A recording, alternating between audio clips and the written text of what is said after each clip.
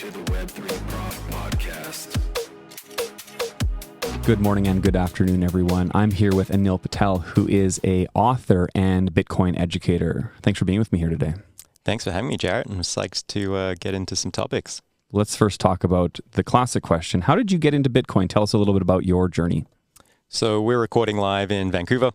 I moved here in 2013, and Vancouver was very early to the space, and I was very lucky that when I arrived, a lot of the infrastructure and community was already set up. Oh, interesting. So the university I went to had its own Bitcoin club. There was, I think, it was the world's first Bitcoin ATM, happened to be a couple of blocks away from my business school. And while in business school, I was given an assignment on innovation. And so I chose Bitcoin, and that kicked off, what was a decade-plus journey for me. Oh, really? So and I guess you had a professor that was progressive enough to think that this is like a legitimate topic for you to do a simple assignment or a complicated assignment on.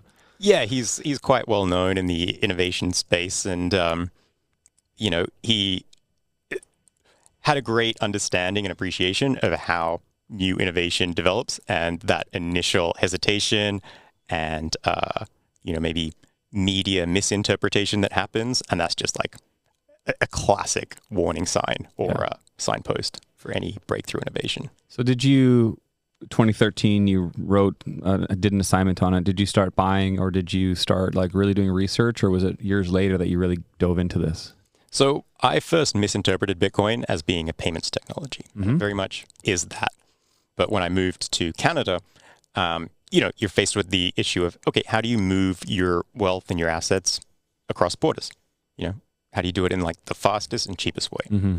And so it was very intuitive to me seeing how Bitcoin worked of this is going to have massive implications. Mm-hmm. Maybe not for people going from Australia to Canada, but across other borders all around the world, this is going to be useful, or this is going to reduce the amount of friction that people face. So, I didn't know what timeline it would look like, but I knew it was going to be a big deal. But what I missed was the store of value piece. I really just interpreted it as a payments network. Yeah. And how long ago did you start to think, okay, there's some other value here, that store of value is an added value beyond just a medium of exchange? Yeah, the more I started to learn and understand about what had happened during the financial crisis and the bailouts and understanding how central banking worked, over time that started to click. Right. We're actually in a heavily manipulated system. How are people protecting or insuring themselves against this? Yeah.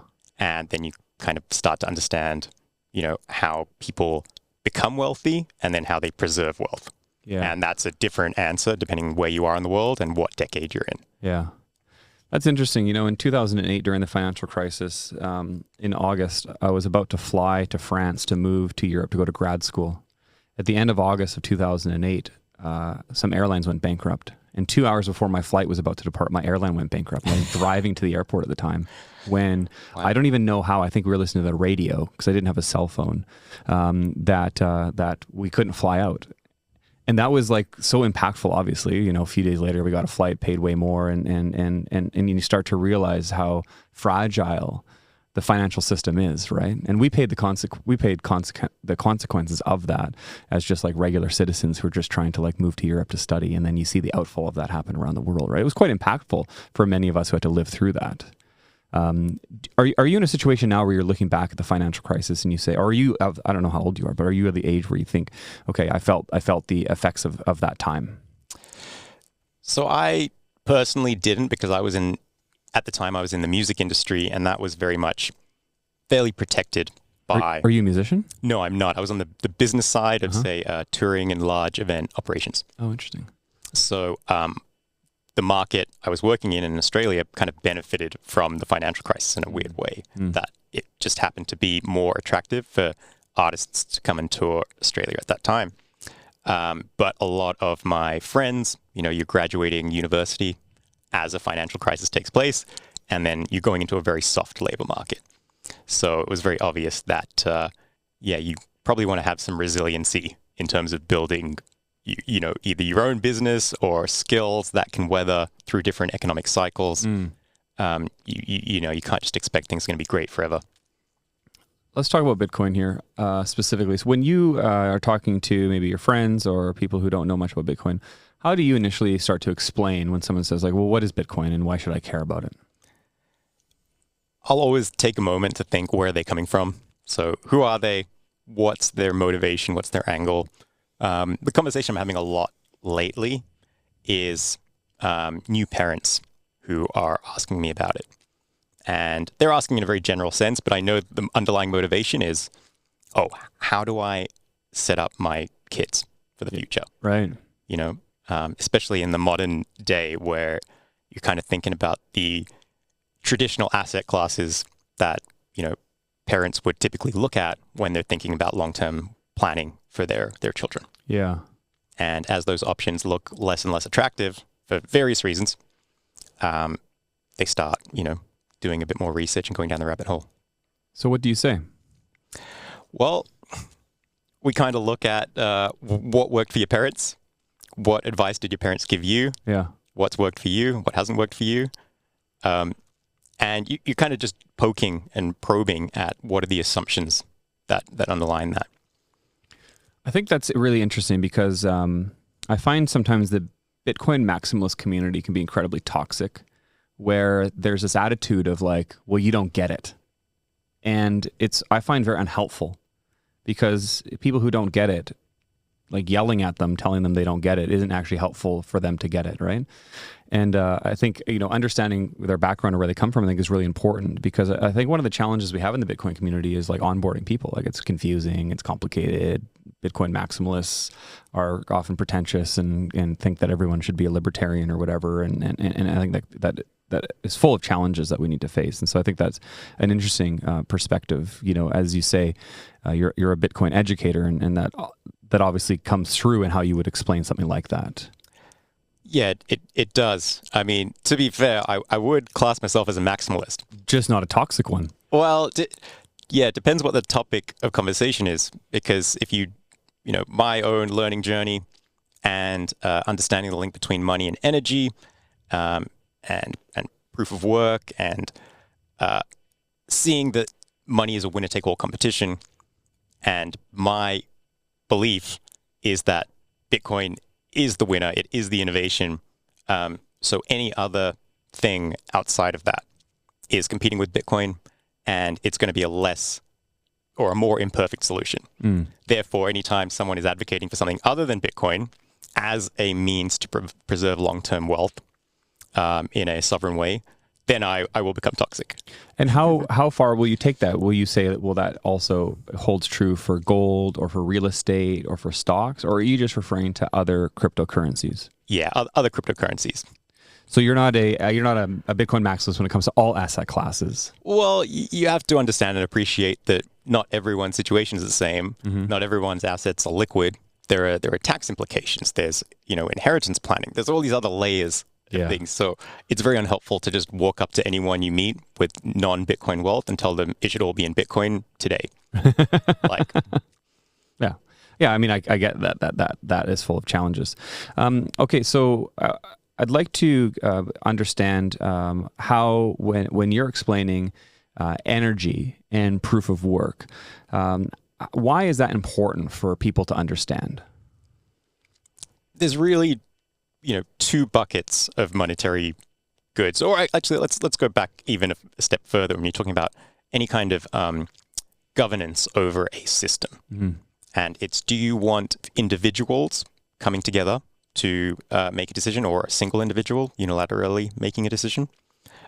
Or do you want the rules to kind of be agreed upon, set in stone, and then you're opting into that system, and anyone is welcome to, as long as they abide by those rules, and that's free of manipulation. So it's basically, human misjudgment. Do you believe humans are perfect and can manage complex adaptive systems? Or would you rather that be some kind of algorithm or protocol which you can verify for yourself and is unchanging? And I think there's an obvious answer to that question, right? Like, do we trust do you trust someone or something, right? Do you trust the human or do you trust the code, right? And I think that's kind of what you're getting to, right? Yeah, and to keep in mind, we're specifically talking about the application of money, Right. which, you might want humans managing certain things, Like your health. Yes. You want a human doctor, maybe. Perhaps, yeah.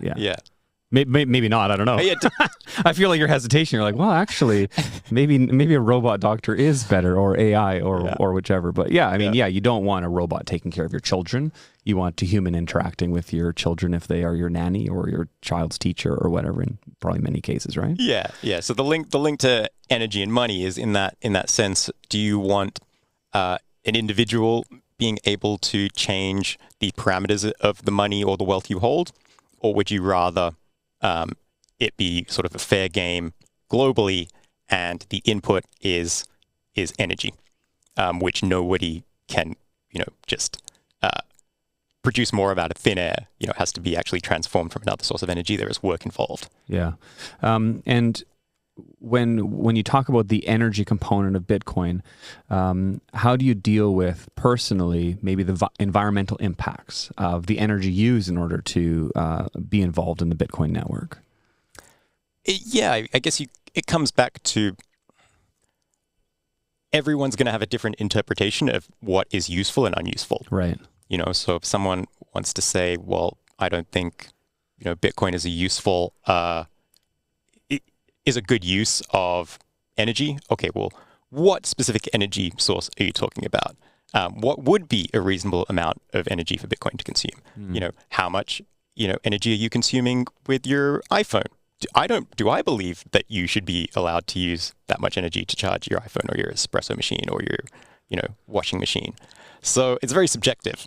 At the end of the day, people are directing energy to the Bitcoin network, and they're doing it for a reason, because Bitcoin is obviously valuable to enough people.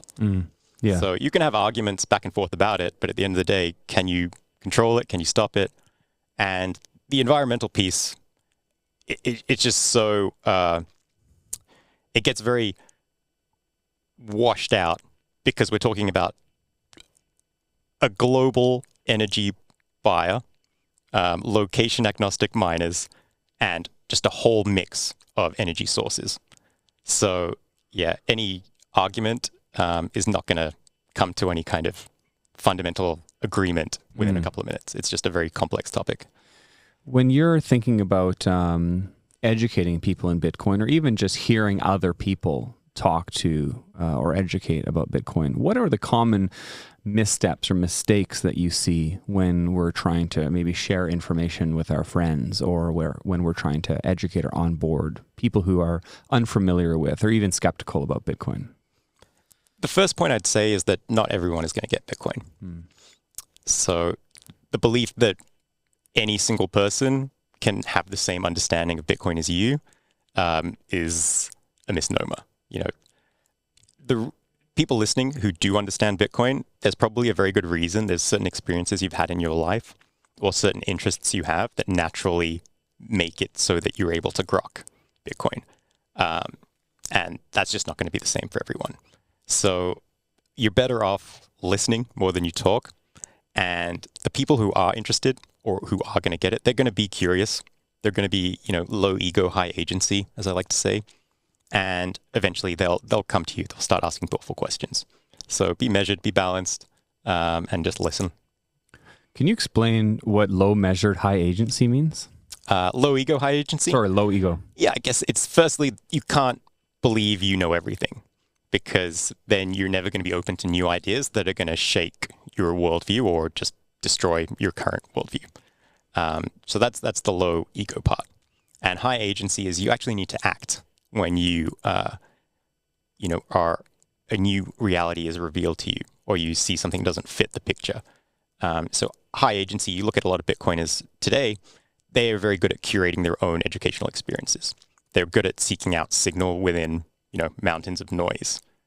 So no one is going to, hand you Bitcoin on a silver platter. You have to do the work first to understand it, and then you have to do a whole another set of work to keep it. So Yeah, that's the high agency piece. Is there any difference between that and, let's say, someone who maybe is exploring ideas around conspiracies? Maybe they want to, they think the Earth is flat or something like that. I mean, someone like that, in my opinion, probably is also high agency, but also not broadly accepted in society. Yeah, maybe that's the low ego piece, right? Because if you're continually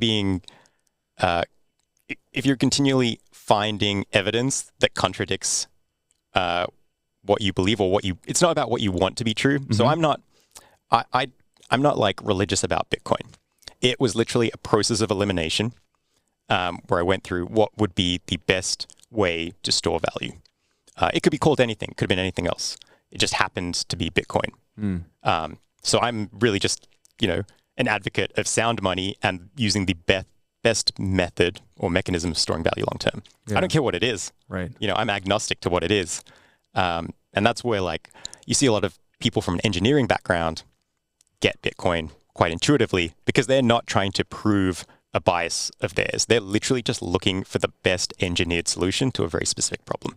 Oh, it's interesting. It's not emotional for them. Yes, that's the good word. And I think emotions come into play. You think, well, Bitcoin is against the system. Maybe it's anti-government. Maybe you think it's anti-establishment, and it's hard for some of us to wrap our minds around the fact that, well, how could there be something that is not controlled by the government? I mean, the government's here to do good things and help us. Yes, I think if we objectively look at our relationship with the government, maybe there's an argument to be said that the government does help us, but I think there's a pretty strong argument to say that maybe in many situations they're not fighting for you as an individual. Would you agree?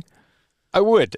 And when you recognize that governments are made up of individuals all with, very different objectives, and you understand how flawed individuals are, the idea that, let's say a government made up of 100,000 people are going to know collectively what's best for you individually is just not possible. And that's not a judgment on my behalf on anyone who works in government. It's just the incentives at play. And read enough history, it's just the same story over and over again. It's all just really about incentives. Yeah. When you look at a lot of people in the Bitcoin space, and a lot of the listeners of this podcast are interested to work in Bitcoin somehow, right? To be a professional working in the Bitcoin space. And how do you look at something like this? And how do you advise people to say, well, here are some interesting opportunities, maybe as an engineer or as a marketer or as a person in human resources or whatever? With any kind of technology that's on the frontier, you have to recognize that things are not going to be neatly packaged for you. It's not like entering the legal field, right, where you have certain firms that are very well established. And sure, there's certain disruption that's coming for that field too, but it's quite haphazard, and a lot of it will depend on you being able to create opportunities for yourself. And what I mean by that is there are a lot of roles or jobs or companies that are yet to exist that will be built by those low ego, high agency people. And right now, a good way to get into the space is just demonstrate what you can do. Show what you know. I'm a big advocate of using a portfolio over, say, a CV or a resume. Go out and build stuff, experiment. And this is a industry that every cycle, so every, say, 4 years or so, is kind of growing by an order of magnitude in terms of the people involved, in terms of the capital involved. And there's a huge amount of opportunity in that. If you know what you can do, you demonstrate that or show that publicly, and then you're very targeted about where you want to go within that. When you present, I've seen you present on Bitcoin a few times. The first time I saw you present was at Vancouver City Hall, probably, I guess maybe it was December 2024, something like that, when the mayor of the city of Vancouver proposed an idea to hold Bitcoin, for lack of a better term, let's hold Bitcoin on the balance sheet of the city. And you spoke quite eloquently to city council. And I believe, if I recall properly, I spoke maybe 2 or 3 people after you.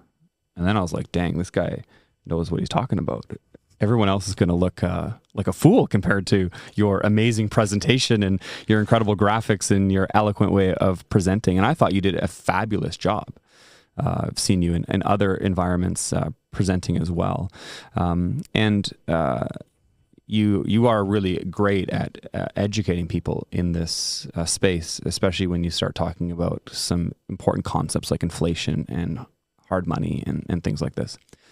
What is it in Bitcoin that you're most excited about? What aspect of it, what angle is in Bitcoin that you think, man, you're just super excited about that? Some people are into mining. Some people are into the social impact of Bitcoin. Some people are really passionate about, kind of a store of value or medium of exchange or things like that. What is it for you?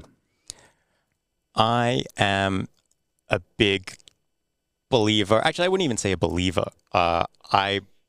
Through reading enough history, come to understand that humans are naturally ingenious. They are going to continue to innovate and basically improve the quality of life and living conditions for everyone else on the planet. That's just the natural course of humans. And when you match that with a hard money, so we're kind of in an easy money fiat system, when we transition back to a hard money standard, everyone gets to reap the benefits of the smartest people in the world, making everyone's lives better. So really coming back to the topic of deflation, and you know Jeff Booth, and he kind of wrote a book that makes this case very, very obvious. So I'm just really psyched about a world in which there is just ever continuing increase in the quality of life, living conditions, and then all the offshoots of that, right? Relationships get better, trust in more high trust societies develop. There's just so many positive externalities out of having a vehicle that people can reliably save in and then are incentivized to create value for others. Yeah. That's fascinating.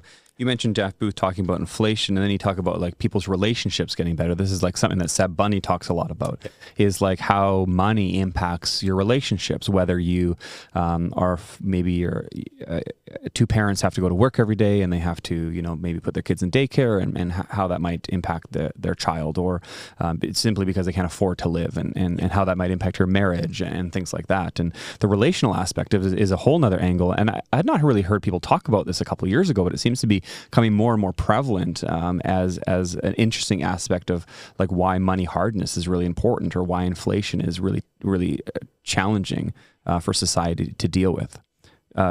Does the relationship aspect interest you? It does. I mean, there are a lot of people that I've talked to and met who are very high achievers and very successful on paper. And I love kind of drilling down and getting to the core of, okay, what drives you? Like, where did this all come from? And if you can get down to the parent-child relationship, and shout out Seb Bunny, who's done a lot of work on this. And, sometimes they'll say, well, yeah, my parents were always stressed. They were always stressed about money. They were always fighting about money. We didn't have any. So, that's what motivated them to then become financially successful, or secure at least, is they didn't want to have that same repeated experience. So I think that's a huge driver. And you look at maybe, say, statistics around divorce and how much of the divorce rate is tied to a bankruptcy case or finances. Yeah. So it is a huge driver of healthy marriages, healthy families. I think that's really great, because you do hear a lot of stories of like, hey, I was raised by, parents and they didn't teach me about money. And then I think sometimes you hear the opposite of that as well. I had two great parents. They taught me a lot about money. I learned as a young age how to save, or how to invest, or whatever. And that put those people in a positive situation. How are you dealing with your own children? How are you currently, or how do you plan on, based on the age of your children, to make sure that they are raised in an environment in which they understand that buying candy now is maybe more expensive than you might realize, or whatever the thing is? Yeah, it's we were talking a bit earlier before recording this about kids and our kids, and I've got two kids a bit younger than yours, and we haven't really broached the topic of money just yet. And the last thing you want is to have a young kid and teach them a lot about Bitcoin and have them go to school and yell Bitcoin everywhere. Big OPSEC issue, right? Everyone's like, what a weirdo. Yeah. But again, it's like, I'm not going to teach my kids about Bitcoin specifically, but I will teach them about, labor and, value and purchasing power. And what I really think about is how do I make them good stewards of wealth when they're older. And a lot of the behaviors that you need around that aren't really even related to money. It's really your first principles thinker. Do you have low time preference? Can you explain low time preference? Yeah, I mean, low time preference really has to do with how much of your focus is in the present versus the future. And I'm not talking about being present. That's a totally different ballgame. But in terms of the decisions you're making today, how far out are you looking? Think of planting an olive tree that you're not going to necessarily get to bear the fruits of that. But you know that it'll be valuable for others down the road. So it's just really how far out into the future you're looking and planning. And a lot of that is affected by your ability to preserve value into the future. So if you have a mechanism like, something hard money like Bitcoin, now you are starting to think a decade out, a century out. What might your great grandchildren need? I think society used to be very much focused on this. So one way that I try to live, and we were speaking about this before, is trying to have sovereignty in food production. So I am a beekeeper, and I have chickens, and I've got gardens, and I burn firewood in my fireplace in my house to keep my house warm in the winter. Well, all these things require a fair bit of preparation, right? Like I'm cutting wood now to dry it for next winter, right? Mm-hmm. To think a year in advance, or I'm saving seed right now that my plants are going to seed, so that next year I can plant those seeds in my garden, so I don't have to buy it. Or I'm harvesting honey right now so that I can eat it next in the winter, or whatever. And this I think is really important, and a bit of a lost art, certainly in city environments, right? Because even just walking in this building today, you may have had to step over drug addicts in order to get into this building, who have a very high time preference, where they're like, steal things now to get a high so that I can get high now. And that's the main focus of someone who is in that situation, right? Whereas, we're trying to maybe teach our children, maybe like, don't buy candy now, maybe save for later. Yeah. and that's just common sense, but that message got distorted right around the fiat system, right? Yeah. Well, tell us, how did the fiat system distort that? Well, when money loses value over time, you're less incentivized to save and think about the future. So there are a lot of different elements that affect your time preference, and the future value of money is one of them. So can you save into the future? No? Well, then why are you going to create value today for others? Why are you going to plan for the future? Like you're talking about beekeeping. Okay, so you're in, like South Sudan, where maybe property rights aren't respected. Well, are you going to invest in infrastructure to produce food if the government can just come in and take it? No, so then you're going to be high time preference. Not your fault at all. It's just you're a product of your environment and the factors, right? Maybe interest rates are really like artificially low and pinned to zero. Okay, well, you're not benefiting from having money or savings in the bank. Now you're forced to go out and speculate on other investments to preserve your purchasing power. Do you understand why people maybe buy meme coins? Is there a part of you that says, yeah, I get why 18-year-olds are trying to put their cash into something that doesn't have any value? Absolutely. I mean, it just goes to, if you look at a chart of, if you map risk tolerance versus age, and you look at when people take the most amount of risk, like that could be physical risk, that can also be financial risk. It kind of maps the same of how people choose to use their money or invest in quotation marks. So, someone investing in, meme coins, like I would never judge them, because they're doing it most likely out of desperation. Right. Either they need, to make a big return because they cannot see a future for themselves with the options they have, or they're just doing it for fun, the same way you might take $20 to a casino. Sure. Yeah, but if there is that sense of financial nihilism where they think there is no future for me to afford a home, or there is no real future for me to generate enough income to live the life that maybe my parents had, I got to go put it all on black and buy a meme coin or whatever that thing is, right? Yeah. And think of the insane curiosity, kindness, and productive capacity of young kids who want to work, who want to have agency, who want to be held accountable. And as a society, we're not giving them an ability to do that. So they're redirecting those talents and energies into survival mode. Which is like a real crime against young people, is it not? Like the fact that as a young person, you can't grow up in an environment that you can conceivably build a future in. So you have to try and work through a bunch of nonsense, scams, pump and dumps, like, all of this type of stuff, and try to hopefully get lucky so that you have a reasonable future. Now, I'm sure that you're in the position where you don't necessarily think that it's the government's job to figure out how to solve that problem, more to get out of the way. Yep. But I think we can maybe agree that maybe the government was involved in causing that problem. Yeah, and to also, I guess recognize that governments aren't some different people join a government at different periods of time and they overlap and they have different goals. And, someone entering government today, they're entering a system that's already structurally shaky. So not to lay blame, but it's just the incentives of a government that has a printing press and the ability to set an interest rate through a relationship with the central bank. But, I'd look at, let's take the example of your kids who have, their own lemonade stand, accepting Bitcoin. To me, they're learning how to run a business. They're learning how to be independent. That's a skill set that is so critical in a very distorted fiat system.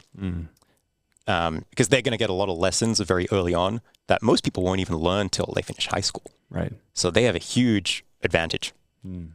That's the hope, at least, right? Yep.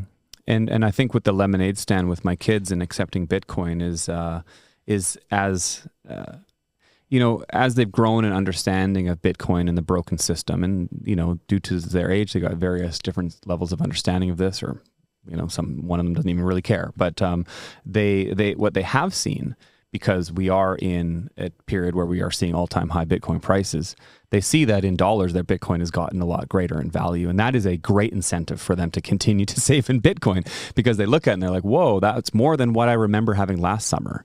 And also the urgency behind the seasonality of a lemonade stand is like, well, you're not going to be selling lemonade in November in Vancouver. So kids, this is your chance to make money if you want to buy, video games or candy. Like this is the time in which you need to work hard, and then you rest in the winter. And, we don't force them to do that. It's totally on their own initiative, and they bear the consequences of the decisions they make. They're like, oh, I'm tired, I want to sit around. Well, that's fine. But no, you won't have enough money to buy that thing that you might want to do. Yeah. But being a parent is hard, because sometimes I just want to be like, well, you got to go out there and sell, or sometimes I make them buy Bitcoin. I do coerce them in some ways. Yeah. Is that okay? Am I okay to do that as a parent? I think so. I think you're within your own right. I mean, I was reading somewhere that the best way to get or teach a kid about money is firstly they have to earn the money themselves, and then they also have to control what is done with it. Right. In terms of investing, if you hit those two boxes, then they're going to be really interested in their financial well-being. That's great. That's actually really helpful. They need to earn the money themselves, and they need to be in control of what they do with the money. Yeah. Okay. You're going to do that with your kids? Yeah, that's the plan. Good luck. Bitcoin is a global decentralized movement, yet collaboration is really key in Bitcoin. It's a bit strange because, the system of Bitcoin is kind of this we don't want things to be together or centrally controlled, which causes some obvious problems, which is why not all things in society are decentralized. But how have mentors formed around you, and how have you mentored others, and how has that been important for you understanding Bitcoin and also passing on the knowledge to others? Like, effectively, how important is community? Again, kind of what we talked about earlier with, say, employment opportunities. This is a very nascent industry, and in these periods of any kind of industry, as it's sort of starting or evolving, you have the most access you're ever going to have to the most senior people or the most respected people. So I'm a big believer of using mentors And let me be clear, you don't have to know the person, you don't even have to interact with them. But if there is someone out there who you think this is a very high integrity person, I want to model their behavior, all the advice they've kind of put out into the world or given, I've tested and it seems to continually be correct. And if that ever deviates, then I'll reassess. But until then, this seems like a good role model to have. And this kind of comes from a sense of maybe you don't have a good role model directly in your life. So you're going to go out and seek someone else. And so, there were a few people when I first came into Bitcoin where I thought, here are the people that seem to be the best teachers. They seem to know the most. And I'm not just going to sit back and like consume all their content. Like that's helpful to like, maybe accumulate knowledge, but I actually want to go out and study them. So, everyone kind of knows Andreas Antonopoulos, who put out a lot of great educational material when there was not much in the space, wrote a couple of great books. And so he was kind of the first person where I thought, like, I'm just going to study this guy. What is he doing? How did he, develop his knowledge? And I kind of kept finding someone within the space that I would then kind of like hitch my wagon to theirs. Right. And so after Andreas, it was, Pierre Rochard, who has written some fantastic essays about Bitcoin that, 10 years later are all kind of like proving true. A very famous one is Speculative Attack, and you're now seeing that play out in kind of the Bitcoin Treasury company play. Another great person that, I consumed all their content and thought this is a very interesting person was Parker Lewis. So he wrote a series of essays over a few years. And I just kept thinking, I wish this was a book. And, again, going back to how accessible people are in a nascent industry, I could just reach out to them. I could just DM them on Twitter or send them an email, and they would be happy to, get in touch or have a call, or, you go shake hands with them at a conference.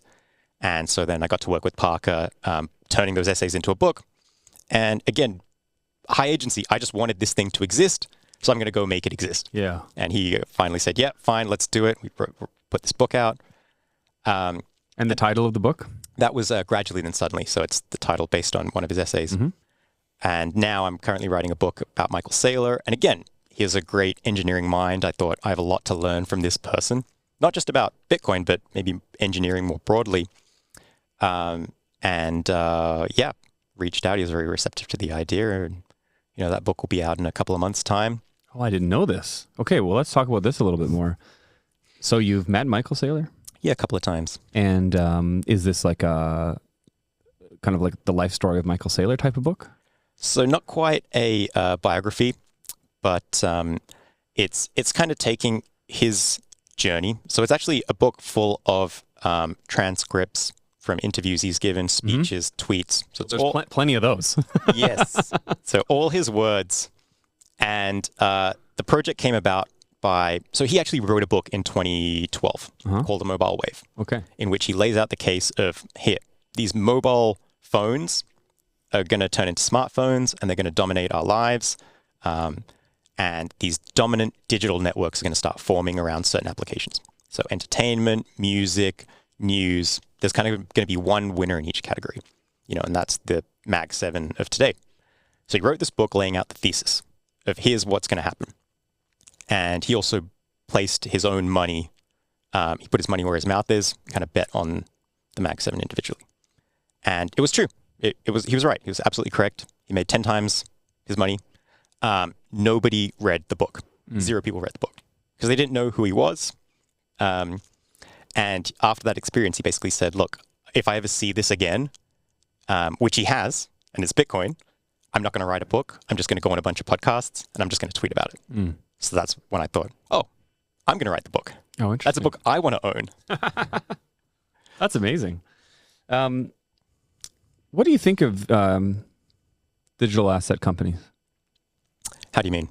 Like the treasury companies? Yeah, the treasury companies. I mean, it's become, obviously, Bitcoin has been leading the way, but now we're seeing treasury companies purchasing Solana and Ethereum. And this has become a huge thing in the last year and certainly in the last couple of months. There seems to be a lot of hype around it.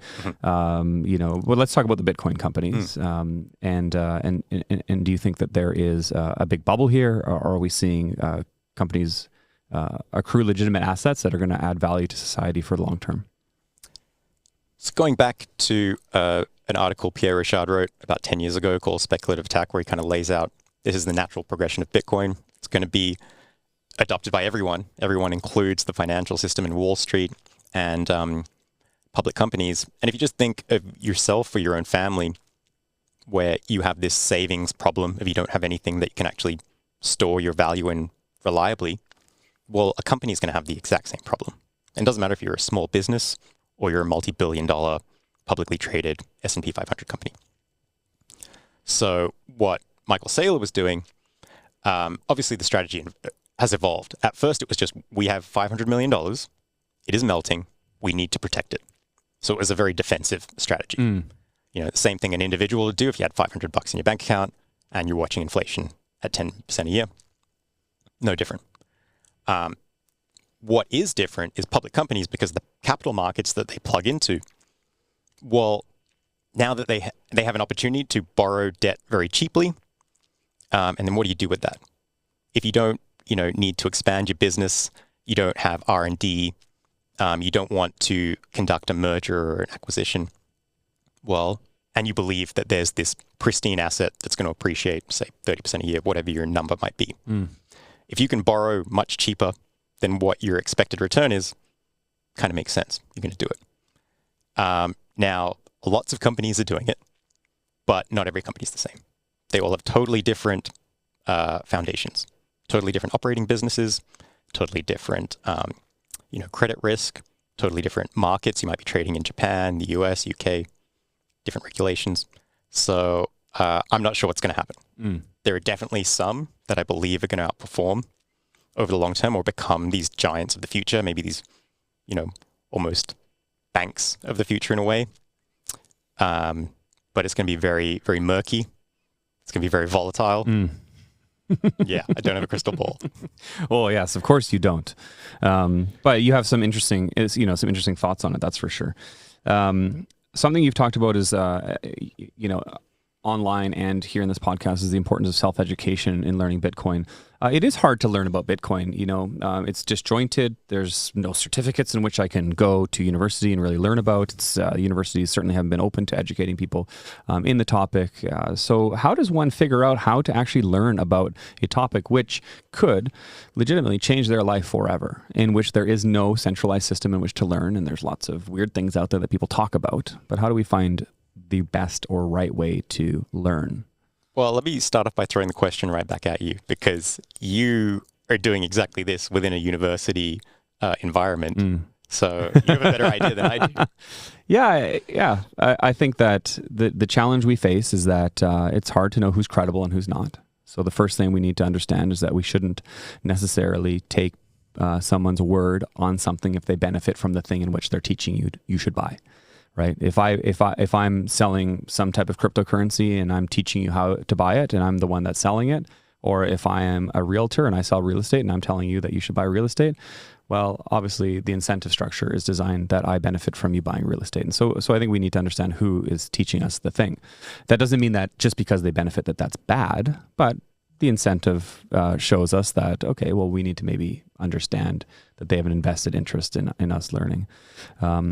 And also I think sometimes people's, the duration in which they've been in the community, I think sometimes is important. Like how many bear cycles have they managed to stick with it in? That doesn't mean that someone who's new to Bitcoin is not a valid educator or doesn't have important opinions, but I think that's important. And I think it's also really important to understand, what are you trying to learn about Bitcoin? Are you trying to just figure out how to buy it? Or are you trying to figure out why to buy it? Or why it's important? Because those are very different questions. It's not hard to find someone to teach you how to open a wallet or manage your seed phrase. That's quite different than having an educational foundation on the economic system, right? And so we need to figure out, what are we really trying to learn here? What are your thoughts? Yeah, that kind of hits the nail on the head. So I take my reputation very seriously in the Bitcoin community. So, I've never made a price prediction. I've never taken on a sponsor, never shared a ref link. And not that these things are bad. Lots of people do them in a very responsible way. I just personally have never done any of those things and probably never will. And the reason being is I want to be able to talk to people where it's very clear that I have nothing to gain from them adopting Bitcoin for themselves, their family, their community, what have you. And, the first question, at the city of Vancouver, you were there as well, a very common criticism from other councillors or the media was, well, these Bitcoiners who came to talk to the city, they're just pumping their own bags. Right. And, it's unfortunate they missed the fact that Bitcoin's a $2 trillion asset class. Like, Bitcoin does not need the city of Vancouver. The city of Vancouver desperately needs Bitcoin, right?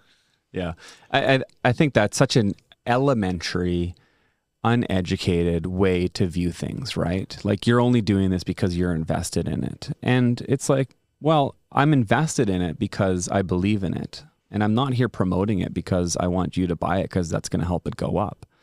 I'm here sharing and trying to educate because I think it's going to change your life.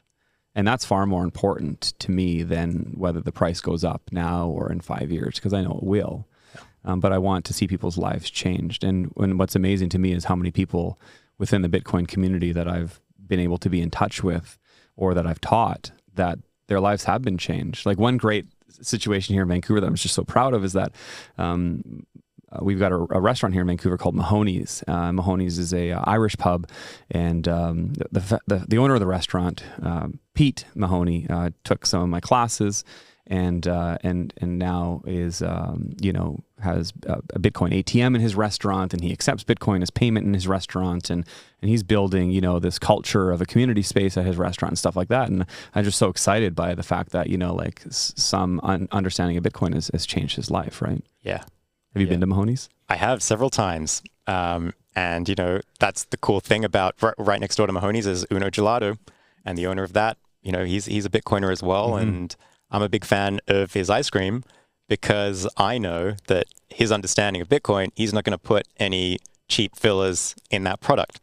So I'm a loyal customer because I know I'm getting a high quality product. And you're seeing this relationship all over the world between Bitcoiners who have businesses and Bitcoiners who want to consume high quality products. I think that's great, and there's so much to talk about in that. Maybe we'll kind of wrap things up with this idea of sovereignty. What does sovereignty mean to you, and how do you live? How do you progress becoming more sovereign in your life? Maybe you were this sovereign a little while ago, and you're this sovereign now. And what does that look like to you in the future? To me, sovereignty really means just two things. It firstly means responsibility. So you're going to take responsibility for your own actions, and also like your future. And then the other piece is just optionality. So if things don't go the way you want, or let's say you're thrown a curveball in life, maybe your government collapses, maybe there's a natural disaster, maybe for whatever reason you have to, leave your country. How fragile are you? So financial sovereignty to me is really at the core of any discussion of sovereignty, because if you're not able to create wealth firstly, and then take it with you wherever you go, like with your person, someone's just going to take it away from you. So if you want to have the ability to speak your mind, well, you want to be able to do that in a way where someone else can't turn the light switch off on your bank account or your social credit score or what have you. That's great. So the second part of my question, how do you become more sovereign throughout your life? Or what are you hoping to achieve, or what goals do you have around sovereignty? It's really simple. Continue to save in Bitcoin, or continue to create value so that you have savings you can put in Bitcoin. As that appreciates over time, because of the deflation we kind of talked about earlier, you will naturally start to seek out answers rather than conforming to any particular group. You just become a truth seeker. And you're then able to talk in a way where you're not worried that you're going to say the wrong thing, maybe offend a particular group and have your job taken away, your passport taken away, your what have you taken away. I'm not talking about like radical things intentionally to upset people. I'm talking just about like, very basic human truths or things that are verifiable. You see something and you can just communicate what you witnessed. Yes. Okay, that's great. And Neil, how can we learn more about you? Tell us about books, writings, things like that? So I wrote a book a few years ago called The Bitcoin Handbook. It's actually, you can download it for free via my Twitter handle, Anil said so. It's now out in about 10 languages. I also have thousands of infographics and slides you can download for free. So if you're ever giving a presentation about Bitcoin, I've tried to kind of do half the job for you. You can just talk through my slides. And then I have a book. I also have a 2-hour course. It's also free at the, it's called the Bitcoin course, also online. And the book about Michael Saylor will be out in a couple of months. That will also be free to download. Oh, it'll be free. Are we going to be able to buy it on Amazon or? Yes. Okay. It will be in print. Yes. Okay. Anil, this is great. I love getting to know you after seeing you present to the city of Vancouver at the Learning Bitcoin conference and other places. I think you're a great inspiration. I think you're incredibly well spoken. Your slides are awesome. I gotta say, like you, I don't know. Do you design your own slides? I do. Yeah. So you're a skilled designer because your slides look awesome. Cheers. Just over time, right? Like, okay, pick a skill and then iterate and try to get better at it. Well, yeah, you're a good designer. You should work as a designer as well. And I love the message that you're communicating. It's been great to chat with you here today. Thanks so much for your time. Jared, thanks for having me. This has been a lot of fun.